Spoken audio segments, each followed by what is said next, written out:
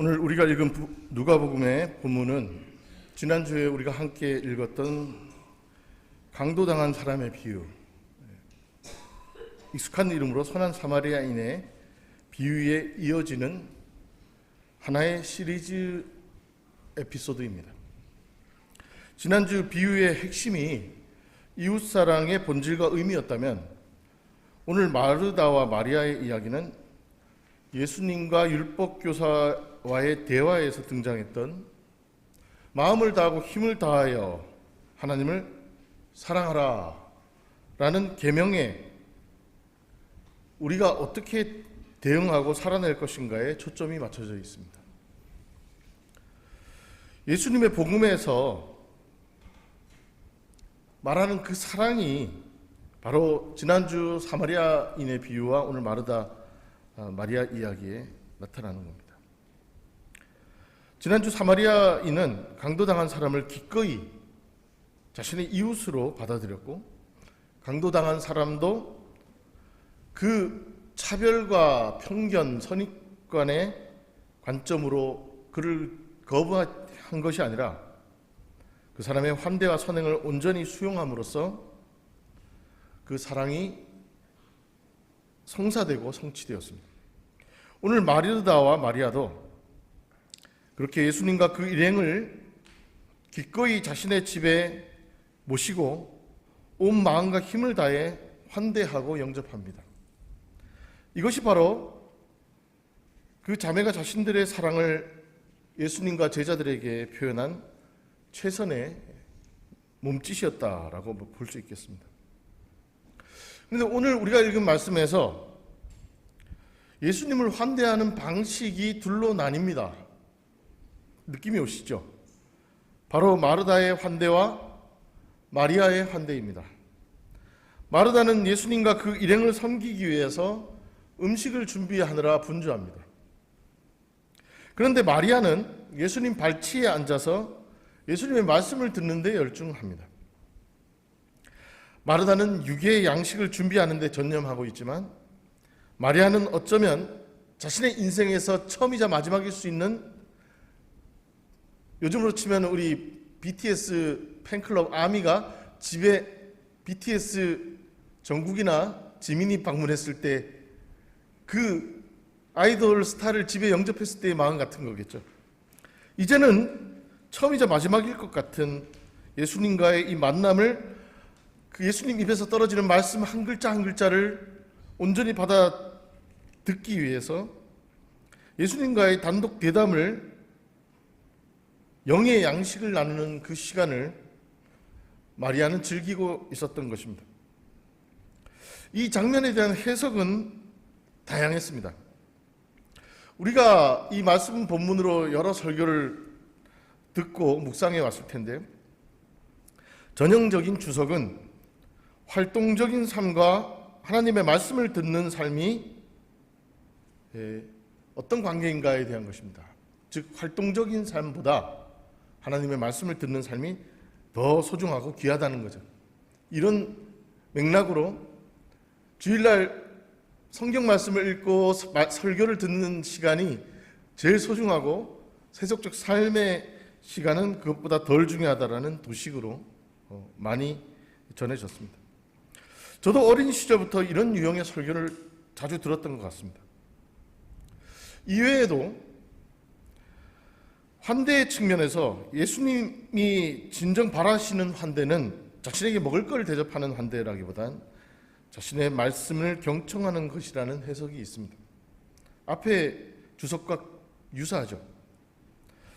아울러 매우 독특한 관점은 당시 랍비인 예수님 측근에서 말씀을 들을 수 있는 제자는 오로지 남성들만 허용되던 아주 가부장적이고 권위적인 시절에 여성인 마리아가 그 경계선을 넘어 예수님 발치에 앉아서 말씀을 경청했다는 점에서 여성 해방적 도전이었고, 예수님이 이를 칭찬하고 인정했다는 점을 부각하려는 관점 또한 있었습니다. 어쨌든 이 마르다와 마리아의 이야기를 어느 한쪽은 우월하고 어느 한쪽은 열등하다는 방식의 이분법적 시각으로 잃는 태도에 대해서 저는 뭔가 답답함을 느껴왔는데요. 저만 그랬던 건 아닌 것 같습니다. 종교개혁자 깔뱅도 이 말씀이 봉사와 실천보다 명상과 영적인 생활이 우월하다는 통상적인 주장을 칼뱅도 비판하고 동의하지 않았습니다. 최근의 여성 신학에서도 마르다의 봉사적 역할은 실패했고 마리아가 남성들과 같이 예수님의 발치 앞을 차지함으로써 배움에 성공했다라는 이분법적 해석을 비판하고 있습니다. 그러면 이 말씀을 도대체 우리는 어떻게 읽어야 할까요? 오늘 이 본문의 말씀에 대한 여러 해설과 주석 중에 저의 눈을 번쩍 뜨이게 했던 주석이 과거 제가 읽었던 한 책에서 발견되었습니다. 바로 중세 독일의 영성가이자 신비가였던 마이스터 에크하르트의 설교였습니다. 에크하르트는 마르다와 마리아 이야기를 이분법적 도식으로 바라보는 것에 대해서 전혀 동의하지 않고 우리에게 새로운 관점을 제시합니다. 에크하르트의 설교를 해설했던 신학자 매튜 폭스는 에크하르트가 남긴 영성의 유산의 핵심을 다음과 같이 설명했습니다. 하느님의 형상인 우리는 하느님의 발자국을 따른다. 행함 혼자서는 적극적 행동주의에 빠지기 쉽고 지식 혼자서는 정적주의와 합리주의에 빠지기 쉽다.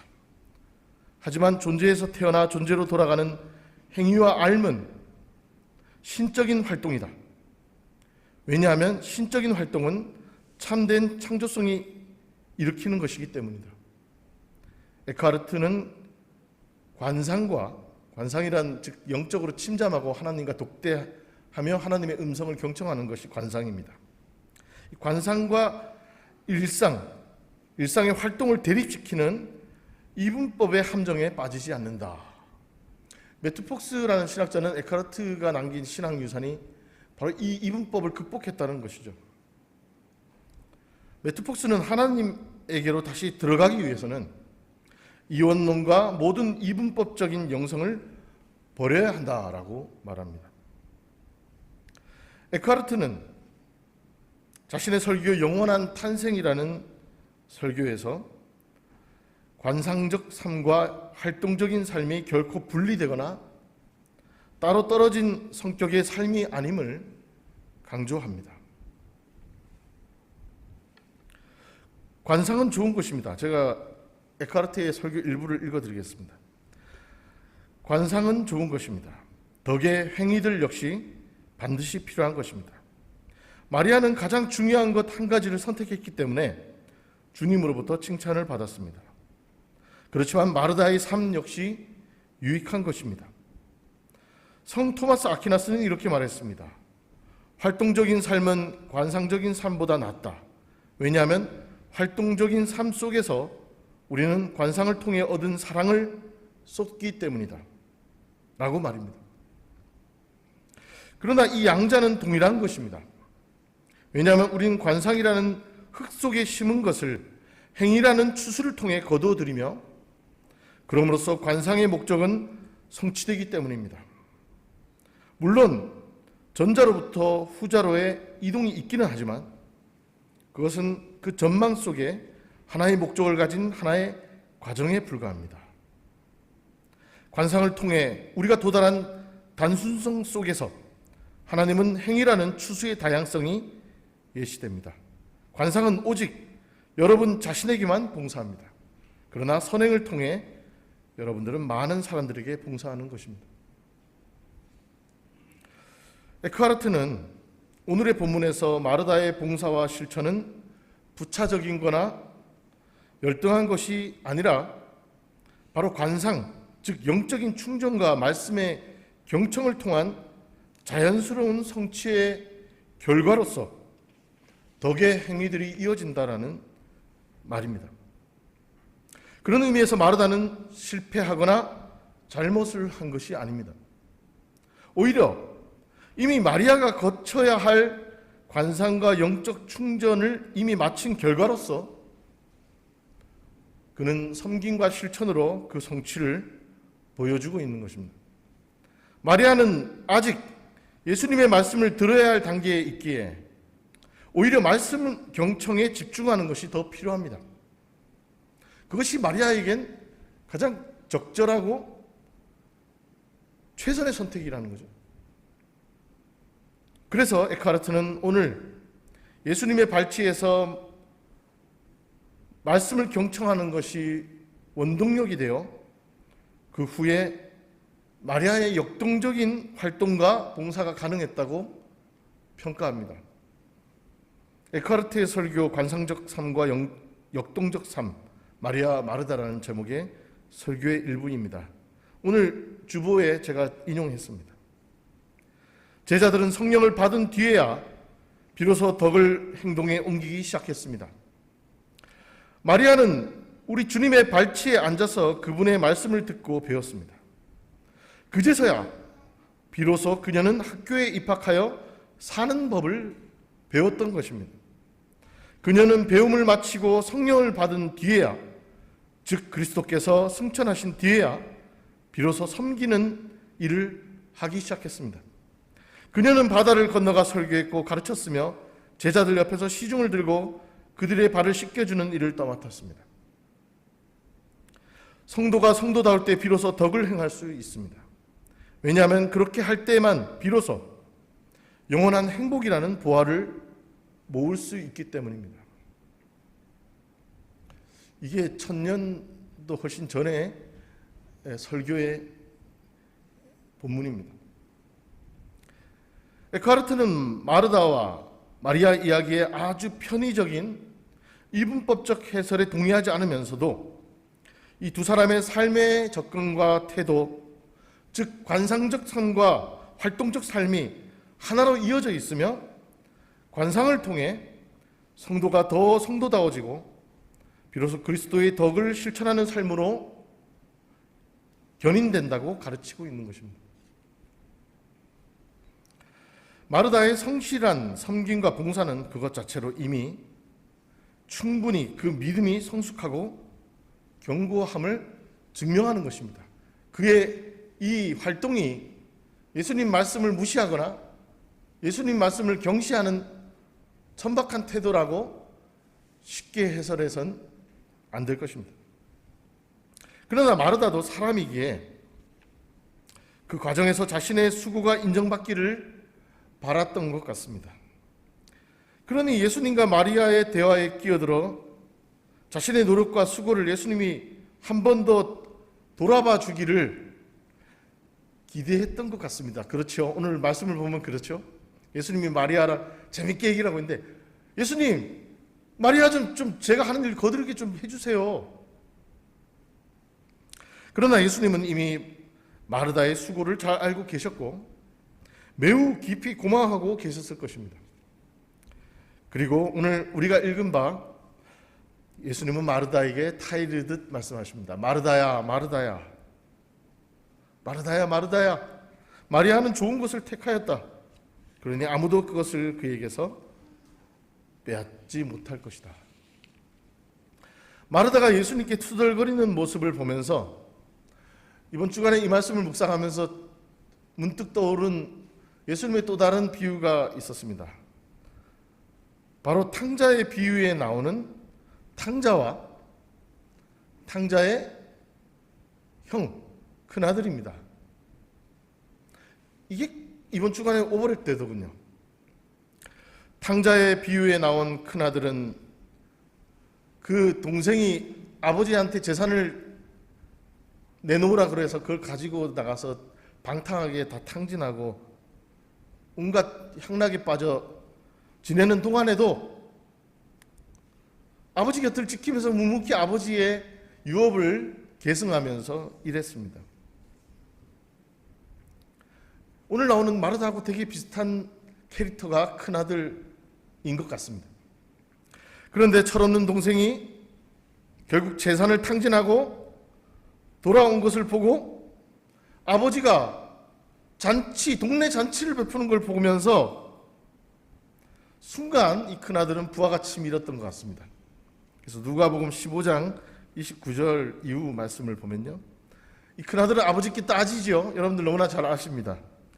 나는 이렇게 여러 해를 두고 아버지를 섬기고 있고 아버지의 명령을 한 번도 어긴 일이 없는데 나에게는 친구들과 즐기라고 염소 새끼 한 마리 주신 일이 없습니다.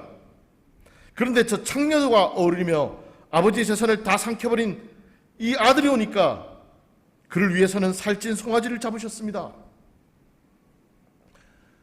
툴툴거리죠. 오늘 마르다가 툴툴거리는 것과 오버랩됩니다. 아마 마르다도 자신의 분주함을 뒤로하고 못 본 척하며 예수님 말씀 듣기에 열중하는 마리아의 모습에 순간적으로 야속함을 느끼기도 했을 것 같습니다.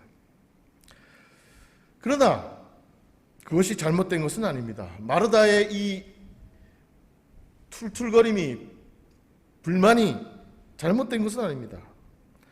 탕자의 아버지도 큰아들의 볼멘 소리에 그를 책망하거나 꾸짖진 않습니다. 오히려 이렇게 말하죠.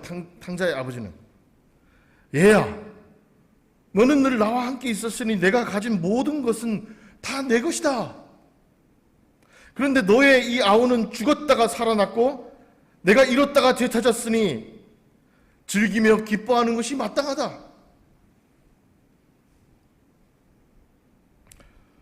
오히려 늘 자신과 함께하며 그 모든 소유가 묵묵히 일했던 그 큰아들이 아버지의 모든 소유의 상속자임을 축복하면서 오늘 이 탕자 이야기는 마무리됩니다. 그런 의미에서 탕자의 비유가, 우린 탕자의 비유라고 쉽게 얘기했는데요, 지난주 사마리아인의 비유처럼 사실 탕자의 비유라기보다는 큰아들의 비유라고 보아도 더 적확해 보입니다. 예수님께서 언니가 그렇게 분주하게 일하는데도 못 본 척하면서 예수님과 얘기 나누는 데 열중하는 그 마리아에게 말씀 잔치를 베푸시는 것은, 마리아에게 가장 지금 필요한 것은 그가 언니를 돕는 일이 아니라 그가 영적으로 공급받고 그리스도의 복음으로 충만해지는 것이라는 판단이셨기 때문입니다. 그래서 마리아는 자신에게 가장 필요하고 좋은 몫을 택한 것이고 이것을 누구도 그녀에게서 빼앗지 못할 거라고 예수님은 말씀하신 겁니다. 이렇게 이 이야기를 읽고 나니까요, 마르다와 마리아 이야기와 탕자 이야기를 읽고 나니까 여기서 질문을 하나 하게 됩니다. 위 두 이야기에서 나는 어느 자리에 서는 것이 맞을까? 여러분은 탕자가 되길 원하십니까? 큰아들이 되길 원하십니까? 갑자기 이 질문 앞에서 우린 당혹스럽습니다. 결국 우리는 말하게 됩니다. 이렇게 귀결되죠. 그래도 우리는 아버지 곁을 지키고 아버지의 모든 소유를 누리는 장자의 길을 원한다. 여러분은 마르다가 되길 원하십니까? 마리아가 되길 원하십니까? 마르다는 이미 탕자의 비유에 나오는 그 큰아들의 자리에 서 있었다라고 볼 수 있겠습니다. 역시 우리의 삶 속에는, 이 예배를 마치고 돌아가서 한 주간 보내는 우리의 삶 속에는 늘 우리 안에 또 다른 큰아들과 탕자가 모두 공존하게 될 겁니다. 우리의 삶 속에는 늘 마르다와 마리아가 함께 존재합니다. 그러나 앞에 이 두 이야기를 곰곰이 묵상하다 보면 예수님이 궁극적으로 칭찬하고 우리에게 바라는 모습은 결국 큰아들이요? 마르다라는 것을 알게 됩니다. 그럼 마르다가 놓친 건 무엇일까요? 오늘 마르다도 완전하진 않았습니다. 마르다는 충분히 훌륭한 모습을 보여줬지만 일순간 자신의 의지와 뜻으로 예수님의 의지와 뜻을 제어하려는 시도를 했습니다. 그렇죠? 예수님은 마리아 무릎에 놓고 얘기하고 싶은데 예수님의 의지를 꺾으려고 했어요, 본인이.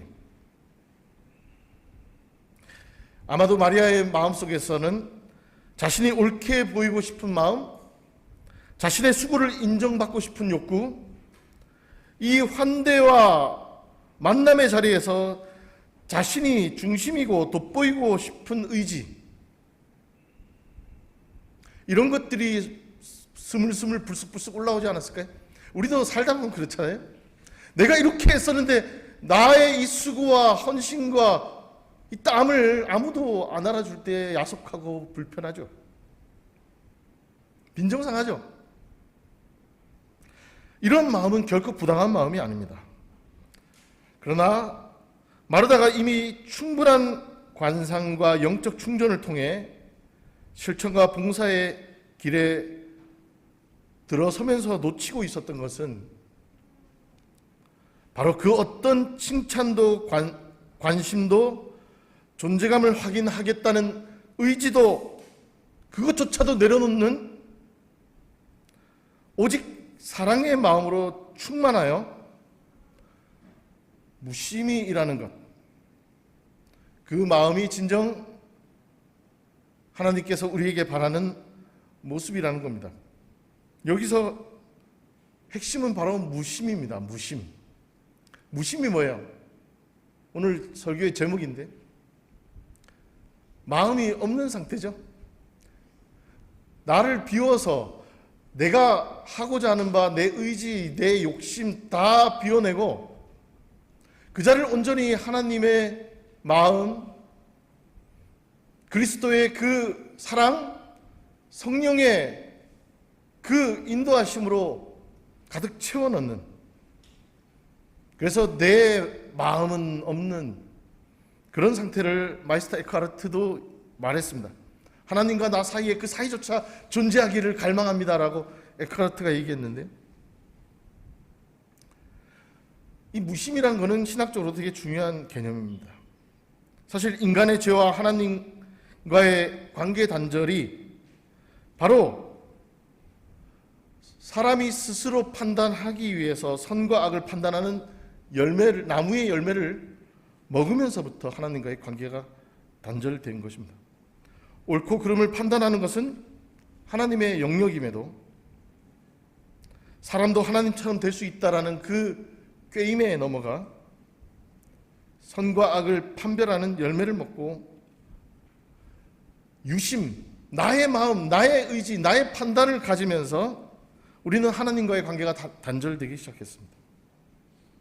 그런 의미에서 우리의 마음과 의지를 비워 그 자리를 하나님의 마음, 성령으로 채우는 것이 구원의 길임을 오늘 예수님은 마르다와 마리아에게 가르치고 계십니다. 일본에 그 도자기가 전래된 것이 임진왜란 이후에 우리나라의 도공들이 일본에 잡혀가면서부터인데요. 일본의 차 문화를 상징하는 아주 대표적인 그 다기가 바로 이도다완이라고 합니다.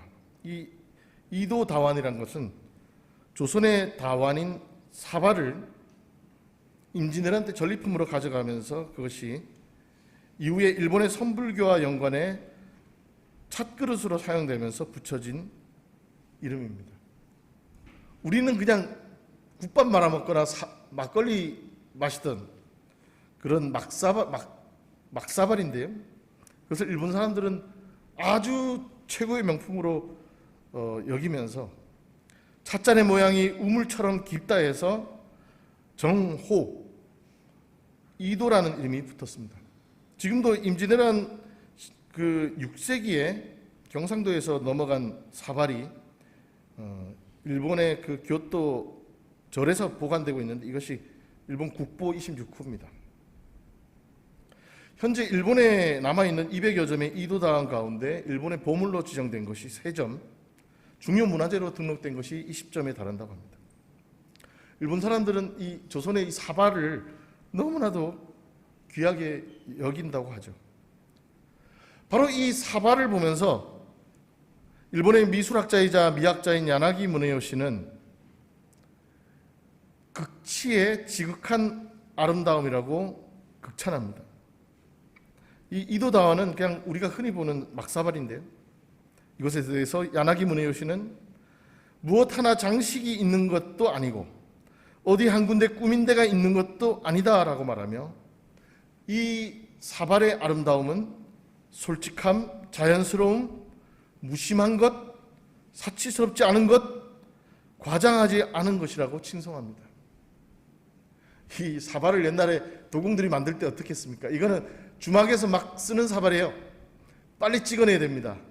막 물레를 돌리면서 그날 할당된 양을 맞추기 위해서 막 돌립니다. 물레를. 이 사람들은 예술을 만들겠다는, 아름다운 그릇을 만들겠다는 어떤 의지조차도 없이 그냥 무심하게 물레를 돌리는 거죠. 그 무심하게 돌리는 그 거친 물레에서 나온 사발, 그 사발의 아름다움을 야나기 무네요 씨는 가장 지극한 아름다움이라고 찬양하는 겁니다. 그래서 그는 이렇게 말합니다. 무심만이 정심이다. 생각, 마음 없음이 바른 마음이다. 그래서 우리 감리교회 영성가였던 시무원 이용도 목사님이 자신의 호를 시무원이라고 했어요. 시몬 베드로의 그 시몬일 수도 있지만 한자로 시무언입니다. 말 없음이 옳다.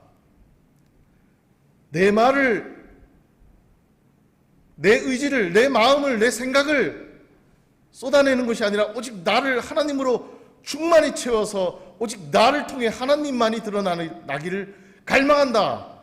그것이 우리 이용도 목사님의 호 시무원의 뜻입니다. 말 없음이 옳다. 야나기 무네요 씨는 이도다안의 아름다움은 무심함에서 비롯된다고 말합니다. 무심이란 아무런 생각이나 감정이 없음을 뜻합니다. 그는 말합니다. 일본은 아름다움을 자기적으로 만들어내려 한다. 그래서 한국의 다안을 못 따라간다. 무심의 미학이란 아름다움을 억지로 만들어 보려는 마음조차 없다는 데서 오는 거다. 우리도요, 온갖 구호와 캐치프레이즈에 짓눌려서 이렇게 살아야 돼, 하나님의 나라를 위해서 이것을 해야 돼, 여러 가지 명분을 가지고 선교를 하고 하나님의 뜻을 실천한다고 하지만 하나님은 그런 구호조차도 우리에게 원하지는 않습니다. 오히려 우리가 무심하게 하는 말과 무심하게 하는 행동과 무심하게 하는 표정이 그것이 온전하게 하나님을 충만하게 드러내기를 바라는 것이죠. 마이스터 에크하르트는 그의 단편에서 사랑은 나태할 수 없다라는 그 짧은 글에서 이렇게 말합니다. 그러므로 관상적 삶을 살아가면서 활동을 기피하는 사람들은 자기 자신을 기만하는 것이며 잘못된 길에 접어든 것이다. 내가 말하고 싶은 것은 관상적인 사람은 관상의 시기 중에는 이루어져야 할 행위들에 대한 생각조차 하지 말아야 하지만 하나님과 독대하며 침묵하며 하나님의 말씀만을 온전히 경청하는 그 시간에는 이 말씀을 통해서 내가 뭘 하겠다라는 생각조차 하지 말아야 하지만 무심의 경지에 이르러야 하지만 그 후에 그는 분주해져야 한다는 것이다. 왜냐하면 그 누구도 항상 관상 속에만 잠겨 있을 수 없기 때문이며 활동적인 생활은 관상의 유해이기 때문이다. 즉 우리가 주일 예배를 드리고 한 주간을 살아가는 분주한 일상 속에서도 우리는 늘 하나님과 동행하며 나를 비우며 무심히 예배하며 기도하며 찬미하며 하나님과 함께 충만하게 거하는 겁니다. 그것이 진정 우리가 궁극적으로 가야 할 길이라는 것을 1000년 전에 마이스터 에크하르트는 얘기한 겁니다. 우리의 영적 삶도 마침내 우리의 선행과 실천을 이미 하나님이 다 알고 계시기에 내가 무엇을 행할 때 더 이상 어떤 인정을 받고자 하거나 칭찬을 듣고자 하는 그 마음조차 없이 무심히 하나님의 뜻을 실천하는 그 단계에 이를 때 우리는 궁극적 그리스도인의 아름다움과 가장 지극한 향기를 바라게 되는 것입니다. 무심히 하나님의 뜻을 따르고 실천하는 것. 우리 오랫동안 함께 산 부부가 서로 사랑해요 하면서 굳이 말할 필요가 없이 무심히 건네는 미소, 무심히 내미는 손길 하나로 그 사랑이 확인되듯이 우리도 하나님과의 관계에서 그렇게 무심하게 하나님의 뜻을 우리 삶 속에서 구현해낼 수 있는 것입니다. 그것은 나를 비워내 내 무심한 자리에 그리스도의 마음, 하나님의 마음으로 충만한 단계라고 말할 수 있겠습니다. 그렇게 무심 속에 하나님의 역동이 깃들어 있습니다. 이제 마리아처럼 하나님의 말씀을 오늘 이 예배당까지 나와 경청하신 아펜젤러 인후교회 모든 성도 여러분, 이제 이곳을 나서는 순간 이후부터는 성령의 인도하심 속에서 어떤 대단한 거창한 구호나 명분 없이도, 의지 없이도 무심히 하나님의 뜻을 역동적으로 살아내시기를 간절히 축원드립니다. 기도하시겠습니다. 자비하신 하나님, 감사합니다. 뜨거운 찬양과 주님을 향한 예배 시간보다도 오히려 나 혼자 머무는 침묵의 골방 속에서 더욱 친밀하게 임하시는 주님, 그 주님을 이 한 주간 온전히 만나며 또한 무심히 주님의 뜻을 오른손이 하는 일을 왼손이 모르게, 나도 내가 주님의 뜻을 온전히 역동적으로 실천하고 있음에도 나 스스로도 나의 삶이 온전히 하나님과 동행하고 있음에도 알아차리지 못할 정도의 무심한 하지만 역동적인 신앙의 길, 나를 온전히 비워 주님의 성령으로 가득 채우는 복된 여정을 살아낼 수 있도록 주님, 우리를 인도하여 주옵소서. 예수님의 이름으로 감사하며 기도드렸습니다.